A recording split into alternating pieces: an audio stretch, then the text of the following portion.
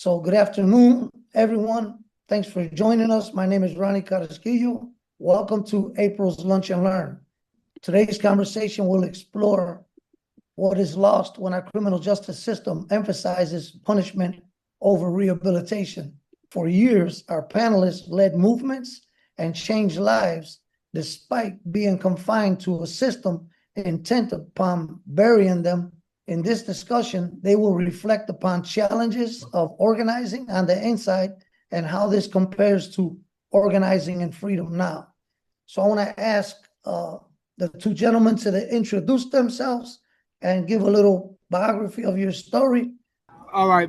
I'm sorry for the little background noise. Again, man, I want to thank you guys for allowing me this platform to be part of your conversation, to help educate people and bring awareness to these experiences that we do go through. And ultimately, man, that even though, like what Ronnie just shared in a nutshell, they can incarcerate us, our body, our movement, and whatever else they try, but our mind and our spirit always remains intact if we will it so, because it's so easy to get lost in that system. But to be blessed, to be incarcerated with individuals like Ronnie, Ronaldo, that really care about brothers, that are locked up and what they're going through and how to get their minds right. We become our own rehabilitators, as they say, right? Because the system don't offer none of that. Like Ronnie just said, when we go to prison, we're meant to stay there in their mind. We're a paycheck. We're like livestock, and they expect us to stay ignorant. It benefits their purpose, not to avoid accountability for things might have done and what have you, but there's also should be a room for growth, rehabilitation, and reform. And the system don't give it to us. We must create that among ourselves. Thank you, Ronnie, Max. First of all, my name is Ronaldo Hudson. I assume because I'm so pretty that everybody just know who I am, but I am the Director of Education for the Illinois Prison Project. But I'm also a brother who experienced over 37 years inside the walls of the Illinois Department of Corrections. And one of the things that I've learned is that we can't allow those spaces to define us. And so while I spent 7 years in the county jail, 13 years on Illinois' death row, and then another 17 years with life without the possibility of parole, but God. Like we figured out that we're better than our worst decision. And I love the fact that we get to symbolize to people that, hey, listen, if given a chance, if given the opportunity, we can serve in multiple spaces. Like I love the fact, Max, that you honorably served on the Prison Review Board while you also dishonorably sat in a cell without opportunities, but we made opportunities. I love the fact, Ronnie, that you as a specialist, as a community navigator, get to lead these lunch and learns and bring us into these spaces. We have this common bond of recognizing that we stop asking what can we do and start doing what we could do.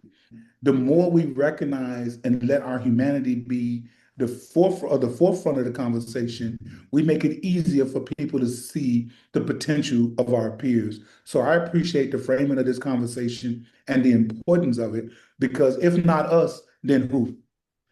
Yes, sir. I have a little bit of a story to talk about, and then we'll go into questions with Ronaldo and Max. My personal story has always been about freedom. Being incarcerated at 18 years old, sentenced to serve 200 to 600 years.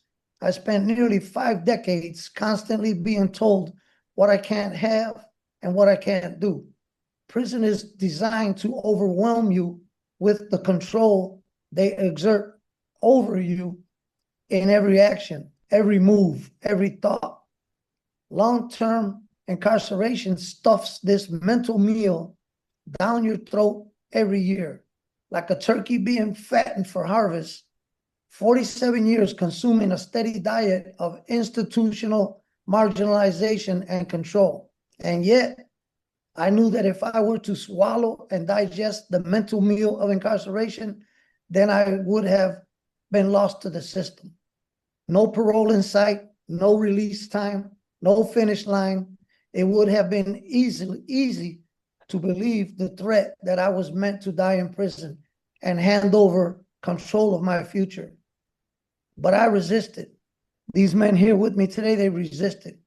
I built up in a place that was designed to bury me after years of being confined to a box, a 6x9 cell with concrete walls, steel doors. I had to maintain faith and freedom, even when my release was unimaginable to most people, even my most ardent supporters. I had to focus on what was in my power to control. I couldn't change the political circumstances surrounding my case, but I could influence my immediate surroundings, change my mentality to help those around me to do the same. For decades, I operated from that box, fighting back where I could, having faith when I couldn't, working with prison staff to restore dignity and hope to the guys incarcerated, and working alongside my incarcerated brothers to prevent violence for the population and the staff. We acted as mentors, counselors, babysitters, life coaches, jailhouse lawyers, program directors, chaplains, and so many other roles, because we understood that power and influence are the two sides of the same coin. We pushed the envelope every way we could and every way we could think to try, but never forgot the constant, unrelenting control they had over our lives. Since coming home, I often find myself struck by the vastness of freedom. I am out of the box. No more labels, no more statistics, no more once a criminal, always a criminal.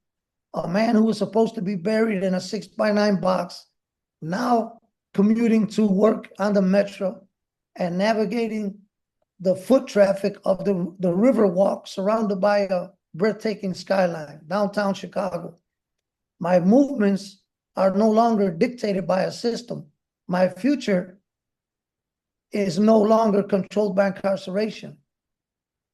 The purpose of this lunch and learn is to exhibit that a sentence is not a prophecy.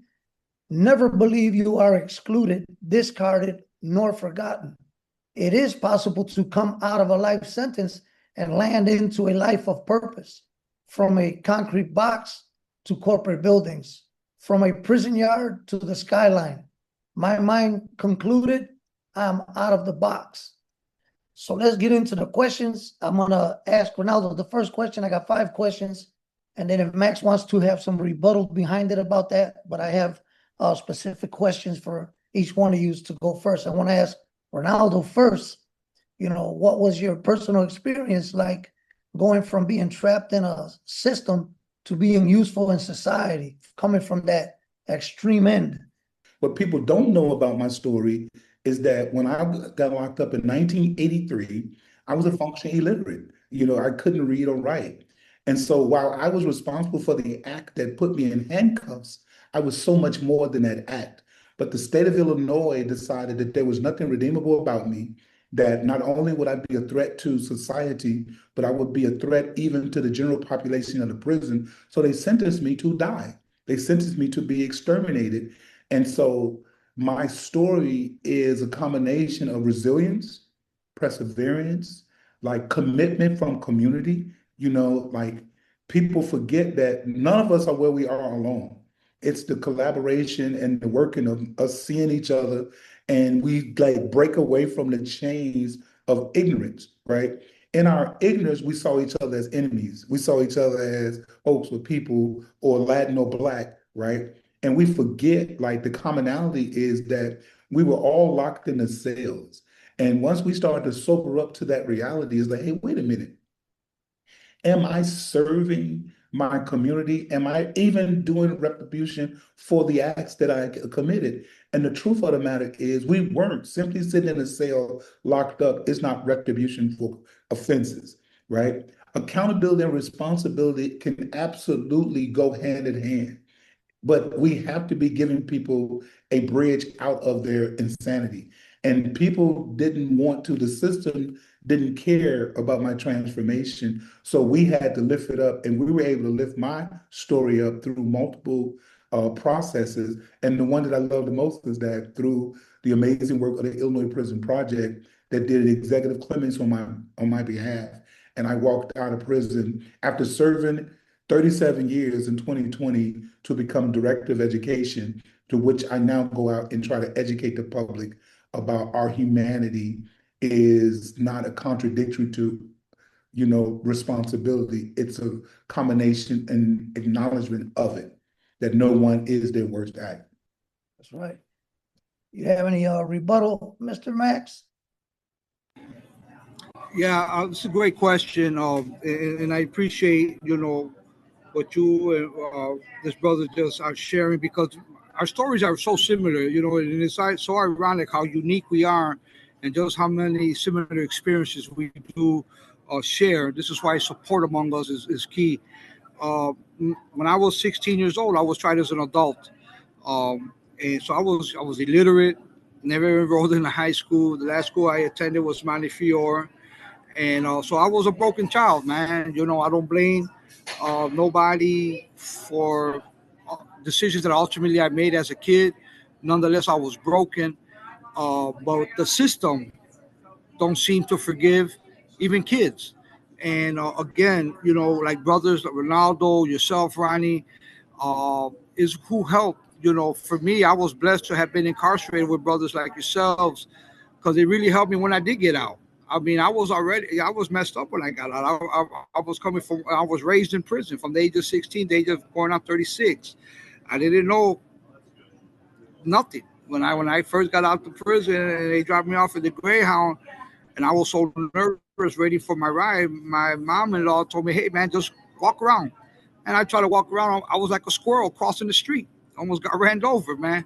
But after I was able to compose my emotion and my mind, I was able to fall back on the lessons that I've learned in prison from a lot of brothers like yourselves, man. How to maintain the power of thought, man. How to stay confident in who I am as a person, that I'm not that kid no more, regardless what the system or anybody else might think. I'm not that child no more. I'm a grown man with dignity and in accountability and responsibility. So coming out of prison, man, a lot of the stuff that I learned in prison really, really helped me in my first transitions when I got out, because I was scared, just like I was when I was a kid coming to the prison for the first time. I was nervous. I felt out of play. I felt out of my element.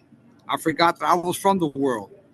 But again, the teachings that we learn in prison and how to become resilient and find purpose is what really helped me navigate my process in coming out when I first got out. Next question. I want to make a comment real fast. We had left on the back end of that question, I had a piece saying, did you have an outside the box moment? I would like to say that by us spending so many years in there and having that constant saying that you're not going to come out of there. So now that I came out of there, the outside the box moment was I'm so blessed that Illinois Prison Project, who helped in my release, now took me in to hire me to help other people to reach for more people. So to be part of that, and as I get off the train and look at the Chicago River and all the people hustling to go to work, I'm like, that was a out the box moment where you said none of this is going to be happening, and now we're amongst the corporate people teaching what we went through. So my next question is to Ronaldo again, then I'll get to Max. But it says, why do we trust? This is kind of a rough question here. Why do we trust a person's worst moment than we trust their capacity to change? What's that all about? I think, and I am not a psychologist and I don't claim it, but I do think it's so much easier to dwell on harm and the broken thing than it is to believe that something can be, better, someone can be better. That's why I love the little nursery rhyme, Humpty Dumpty sat on the wall, right? Humpty Dumpty had a great fall. All the king horses and all the king men couldn't put Humpty together again. And what I realized is that's not true. The Illinois Prison Project is doing the work to bring lives back together, to bring, awareness to the issues of binary and non-binary women and men collectively. And like, how do we like center the human being rather than the thing? And so it is imperative that we pay attention to the harm and then ask ourselves the question, which I think we do really intentionally, is while we acknowledge the pain, how do we get the doctor in the room? Like, how do we have sick people receive the attention, the medical attention that they need?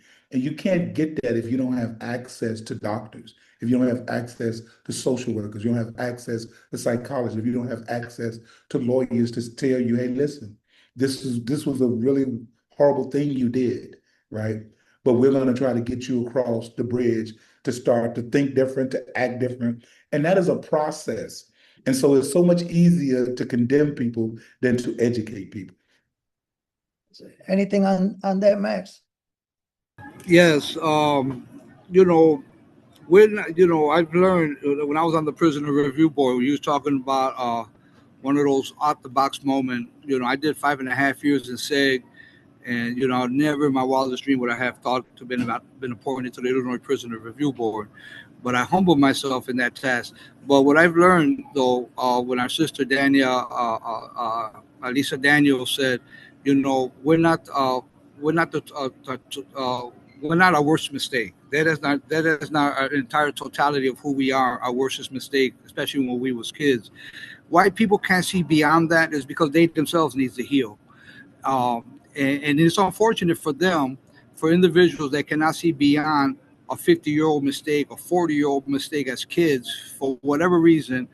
And for people that cannot see beyond that, and cannot see the humanity and the individuality of a person that have grown and matured and become somebody constructive in life. For those that cannot see that, that's too bad for them. It's just that they themselves need to heal. They have not been able to think outside their own box. Okay. Hey, Ronnie, can I add just quickly when you talk about out of the box or out of the box moment? I just want to tell this really quick story. When I got out, like I said, I came to work, everybody know, for the Illinois Prison Project. And one of the things, one day I was just sitting around doing nothing. Like I was working, but I wasn't really doing a specific thing. And so a question came up, hey, could somebody go pick someone up from prison? And I was excited. I'm like, what?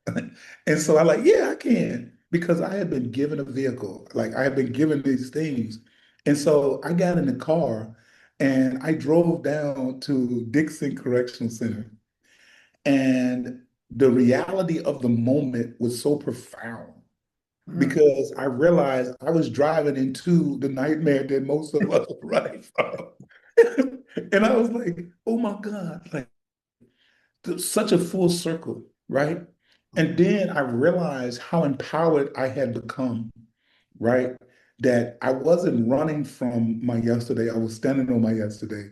And not only that, I began to realize, man, I'm picking somebody up out of this hellish environment. And so that was just one of the moments, man, that I just remind myself of. We now pick people up from prison rather than encourage behavior that send people to prison. And I love that.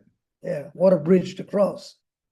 So my next question is for Max. I want Max to answer this one. I have something to add to it when we finish. But it says, if systems are built to measure a person's past, what would it look like to build systems that measure growth and future potential? For me, in a nutshell, that the word rehabilitation should start. If a system like you just described is designed to help somebody build the rehabilitation, there should be rehabilitation in the process day one in prison, man. How to heal, because if a system that confines you because of mistake or whatever we've done, uh, like the Illinois Constitution says, the sentencing so that we can restore people back to youthful citizenship. They should stay true to that beat and if they would, then that rehabilitation process should begin as soon as a person hits prison, because healing sometimes for us takes a long time, man.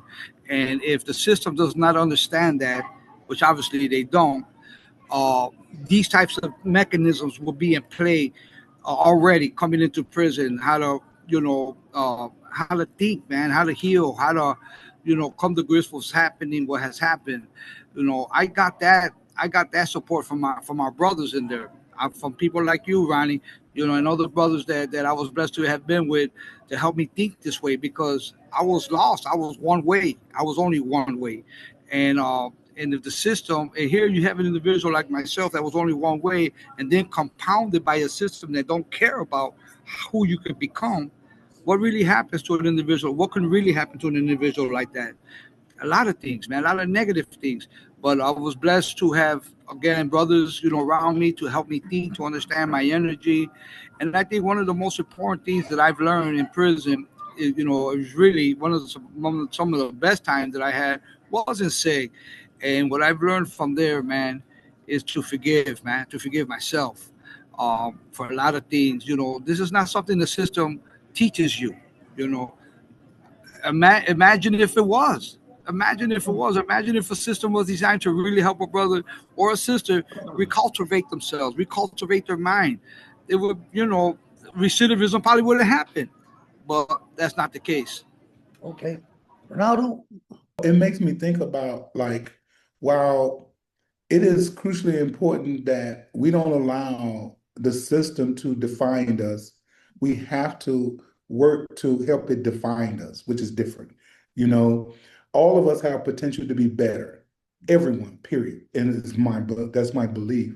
But oftentimes, and Ronnie, you know this story. I remember when I was on death row and I couldn't read, and I stopped the director and asked him, "Hey, can I get put in school? Because I want to read my death warrant." And the director looked at me and said, one of the deputy directors, and he said, "Hudson, why would we educate you when we're going to execute you?" You know? And so, like, that sparked in me something bigger than my worst moment, to be honest.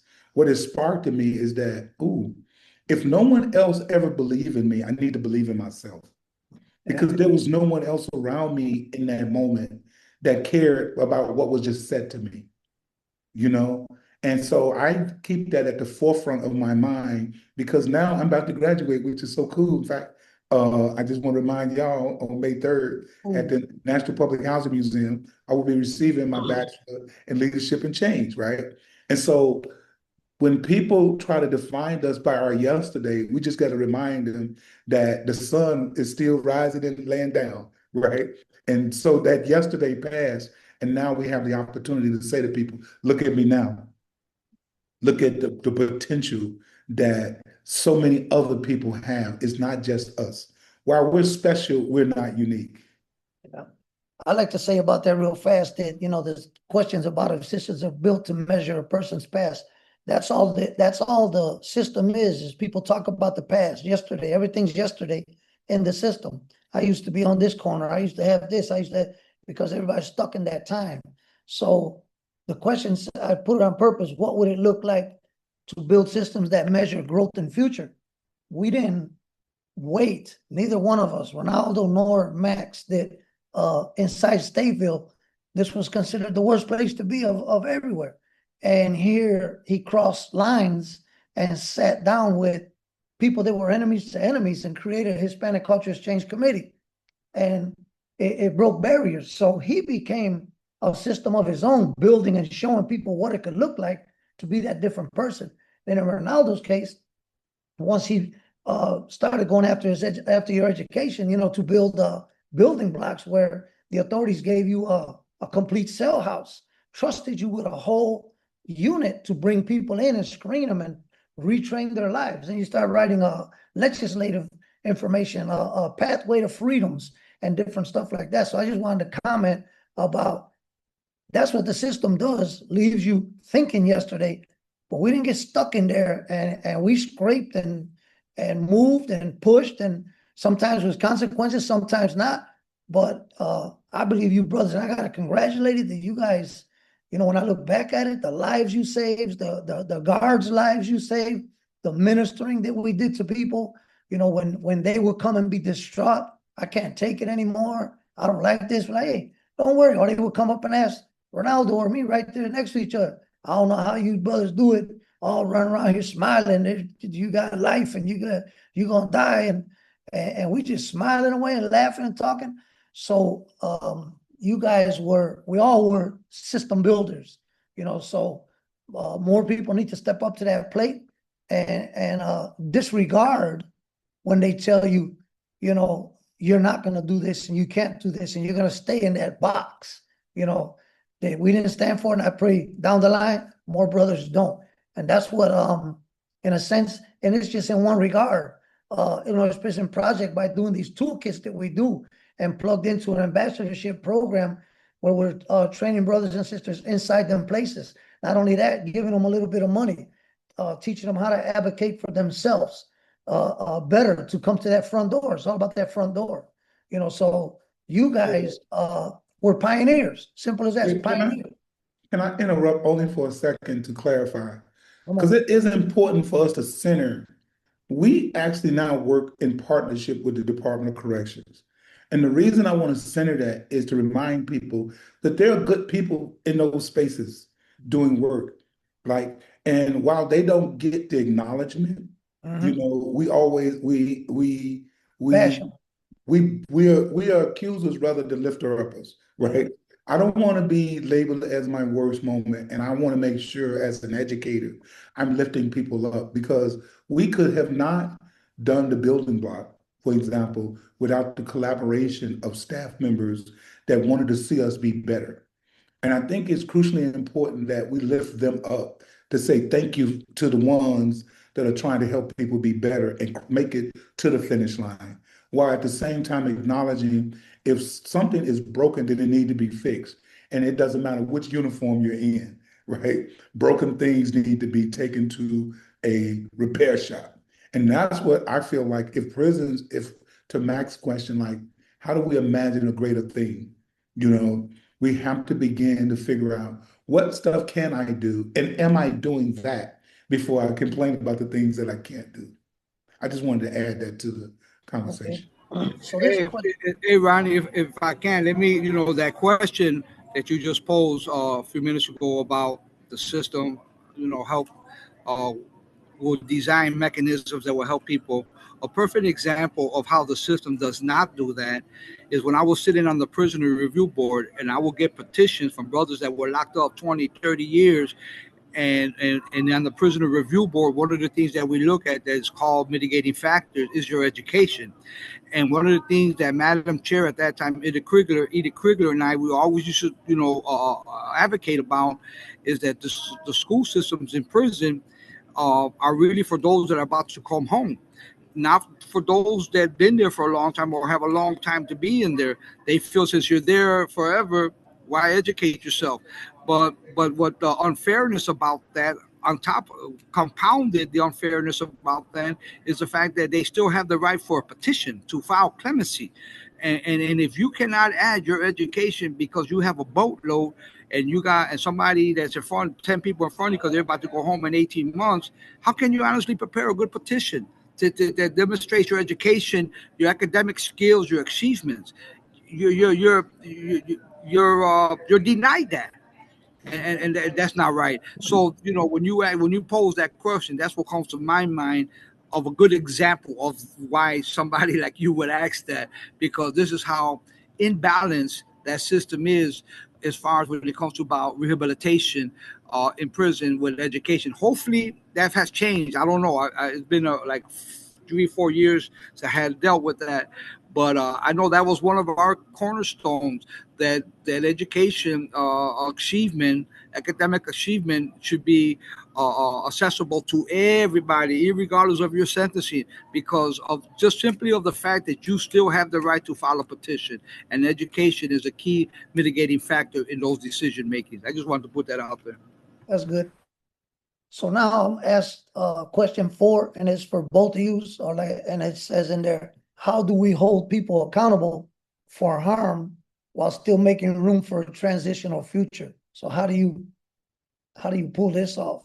Well, I think, for example, and it's not to be self-promoting, but it is at the same time, you create things like the building block program. The building block program in Danville Correctional Center started when we did the blueprint, and it began to address to Max's point. Like, because of the symptoms that you have, there's this criteria that is legislated. It's not just, and I think it's important to break this stuff down. It's not just something that the Department of Correction decided that they can get away with. Everything they do is within the guidelines of an administrative guidelines.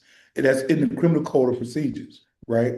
They just can't randomly make stuff up. And so there's nothing designed within the legislation or the rules that govern the Department of Correction that require them to educate every person in the Department of Correction or to give them the right to education. In fact, the only requirement is that you take the TABE test and that if you score lower than a 6.0, you go into mandatory school. That's the only mandatory requirement about education. And so what we did was, as we looked at that problem, instead of trying to figure out a piece of legislation, we asked the question of the warden of the prison, hey, can we start a program and change the day room into a classroom?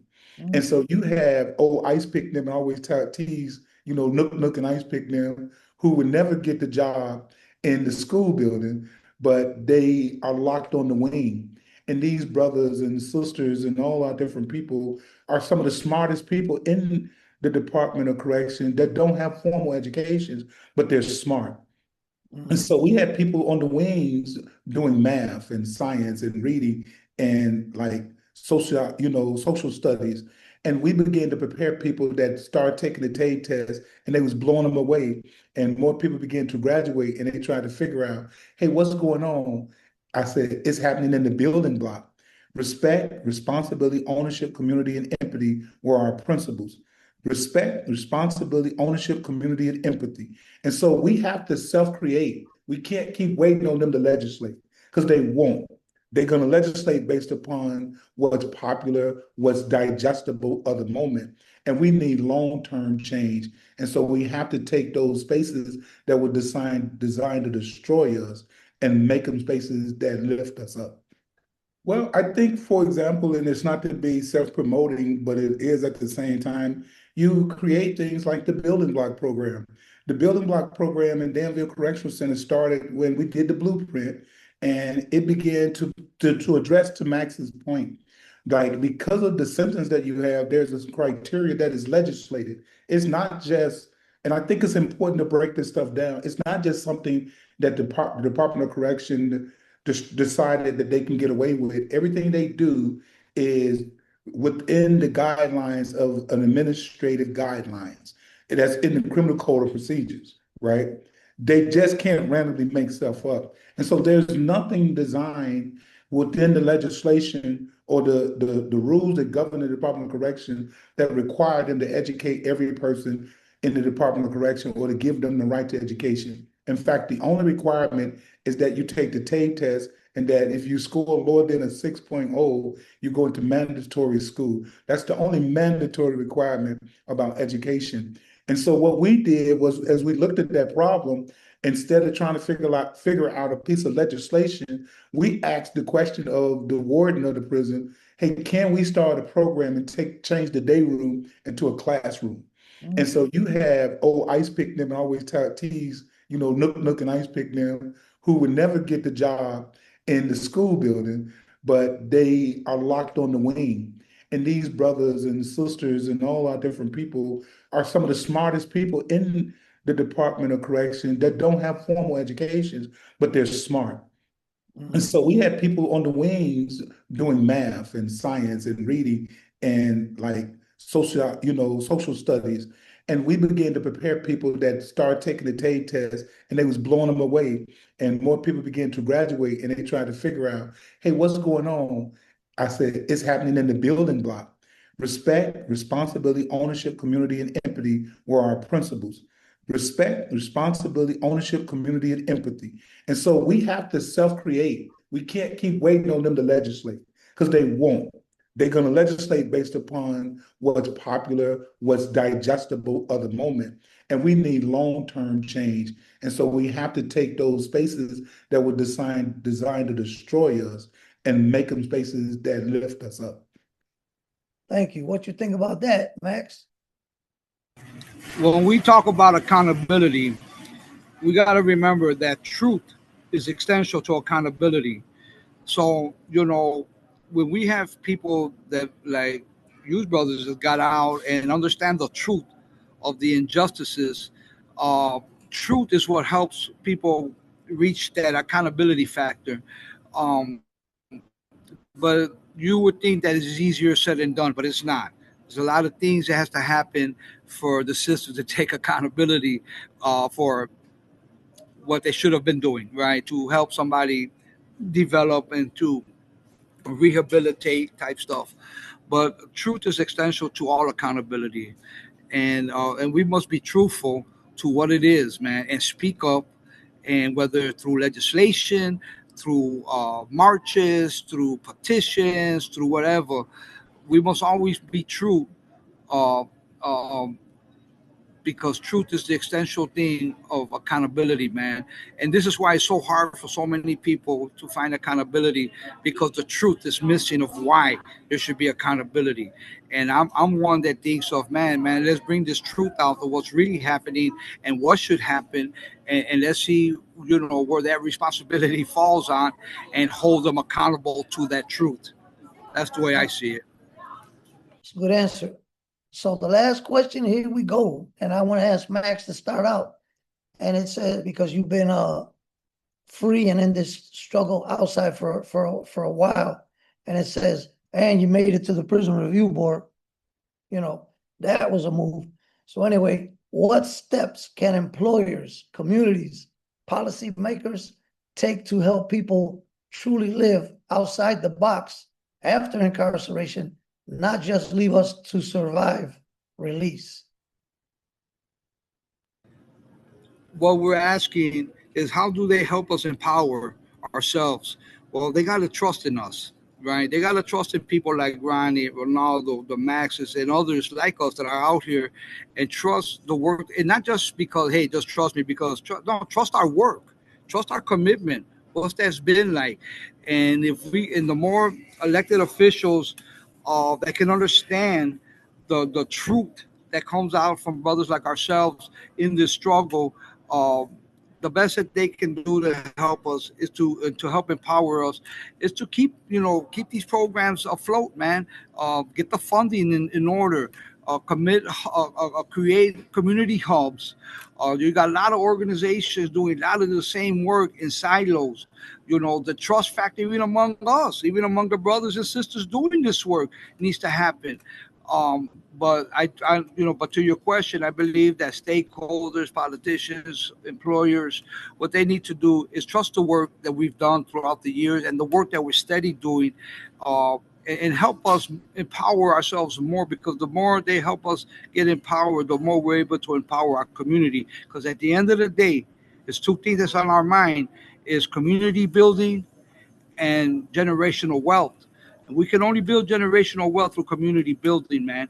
And we need the support of people to trust that what we're doing and what we've been doing is really for all the right reasons, is to empower our people, man, and then take ourselves accountable. Make ourselves accountable, man. Because again, like I said earlier, truth is essential to accountability, man. It's all comes down to the truth of the work that we do, and trust us and believe us and help us support what we do, so that we can touch other people. Because there's another Ronnie behind us. There's another Max. There's another Ronaldo. Unfortunately, there's another generation of us behind us, and we need to educate our politicians, our stakeholders, employers, to know that people like us, that we're worthy of being trusted, man. Follow our work. The truth is in our work.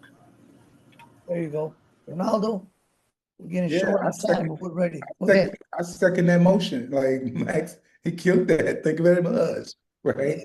But I do think it's important, man, that we get like that. First of all, that we get centered into work in a real way, not just in a patronizing way, but we actually have the roles of leadership, right? That we're sitting in the rooms with the people making the decisions every day, right? That I'm not in opposition to accountability and responsibility. We just have to give the on ramp for people. Like if I acknowledge my stuff, now give me a chance to flush it. Don't just keep it simmering. You know what I mean? I call it, give us a courtesy flush.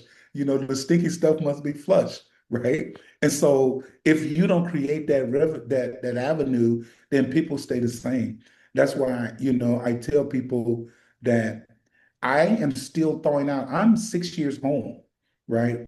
And every day I find myself grateful that I was surrounded by, to your point, Ronnie, a lawyer and a supervisor that didn't just free me, but they spent real time trusting me to be better and like speaking truth to me at the same time, holding me accountable, right? I'm still doing stuff. I'm like, ooh, why did I do that? Like, what? You know, and so we also have to make room for grace. Like, we have to make room, be like, hey, listen, I'm a 62-year-old that still feel like a 30-year-old. And I have to make peace with that, right? Because I'm not a 32-year-old, right? I'm a 62-year-old, right? And so understanding those systems, like understanding rest and development, like what state are you frozen in? What's triggering you in this moment? Like I tell people, upon my release, they gave me a parole agent to patrol my trauma rather than a therapist to help me unpack it, right? The organization that I work for have social workers and people that connect us to people that will help us unpack our stuff, like what went wrong, right? We need to ask the appropriate questions. Like what happened to Ronaldo? What happened to Ronnie? What happened to Max in those early years that are affecting their senior years? Because all of us, I just realized this, are 60 and older, right? And so like, how do we center the wisdom that we have is through platforms like this, right? And we talk honestly and transparently, right? But we need a system that gives us access to the brothers and sisters in the binary and the non-binary community so that we're talking honestly with each other, right? We have to center the voices of the sisters, right? We have to make room, for like, once again, like what went wrong. But then we also have to be really intentional about who we partner with, right? We can't just ignore the Department of Correction because they have the keys to the doors, right? And so we have to also be thinking about like, instead of slamming their feet or their fingers in the doors, we have to say, hey, listen, you too can change. See, that's the thing that we forget. Like, when they put our brother on the prison review board, which is so profound, Max, we gonna do a whole documentary on you, right? Like, how do we go from the streets to the parole board, right? And then let them get our brother off of there, right? We should be petitioning, like, no, not only should Max, the three of us should be on the prison review board. That's right. Imagine the impact we could have. And So, we're some of the hardest people, just for the record, yeah, it's on good. us. So we're running out of time. I want to do the conclusion right now. We're not Thank you. here, and this program was not for bashing people in there. We were speaking on our experiences of what we've seen, our worldview of it. So the conclusion, my story is no longer about where I was confined. I don't look back and you did this to me, you did that. It's not about that in my mind. In my mind, it's about what I'm called to build now that I'm free. We were there building, and now I'm here building, and that's what you guys are doing. So we've been builders. I'm always enthused to participate when asked to speak on my journey, about my journey through the incarceral system, because I'm the example of what hope looks like.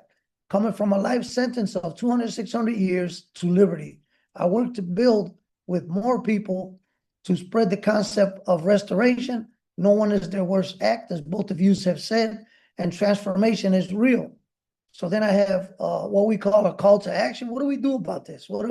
What's our next move? And I want to say don't just believe I made it out the box, but help me create a world and help Max help Ronaldo create a world where more people can make it happen too. Follow IPP who makes it happen. If you watch IPP, that's what we do. Nice. Thank you both for coming. Appreciate your time. Great conversation. And I believe there's going to be many more than this. Absolutely. Thank y'all. Thank you, Brother Max.